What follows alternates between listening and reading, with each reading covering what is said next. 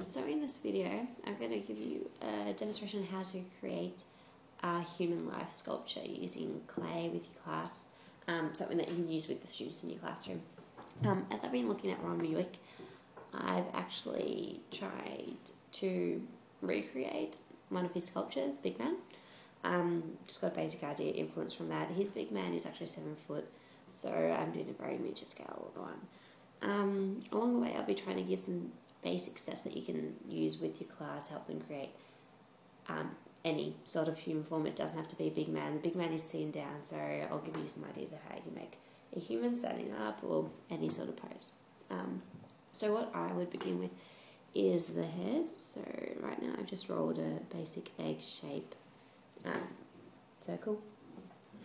And then I've tried to give it the face some form. So the way that I have given it some form is I actually would pinch in the nose. While doing that, like with the pinching in the nose, you get, it doesn't look quite right, but you get a basic idea that the eyes are going to be around there, mouth somewhere around there, a little bit of an idea. Maybe try and make it look a bit more like a nose. And I also gently use the end of a paintbrush tip to try and give the eye some shape. So what I did here was I just really gently, to not overdo it, squished in the eyes a little bit. With your classroom, you might want to change it around. You might want to make it a bit more unrealistic, something a bit more simpler to have more defined eyes. It looks really strange on there. I don't know if you can tell. Yeah, a bit creepy. Anyway, that's just the basic idea of how to create the head. So, with my head, I have to attach it to a body. With the body, I also had another egg-shaped, a lot larger piece of plasticine here, so I just rolled it like that. I gave my big man shoulders, so I'm going to give this one shoulders too. So basically how I did the shoulders was I squeezed it out a bit. Just a basic idea, so top bit's larger, bottom bit goes in. And yep, so I pinched out the shoulders. With the body, make sure that you put a hole underneath. So basically with this one, I just pushed a hole in myself.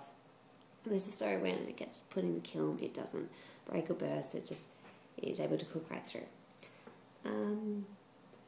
Yeah, so a good idea to also, like I said before, provide your students with some tools. You can have like the artist knife, just even like using basic ideas like the end of paintbrush, pen, pencils, any other sort of form of tools would be great. They'd love that.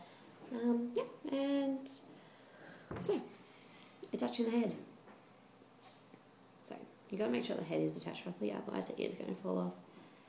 For this one, I'm having my guy lean forward a bit, so with the head I attached it more to the front, and then I joined his neck by squishing the clay into the head clay into the body clay.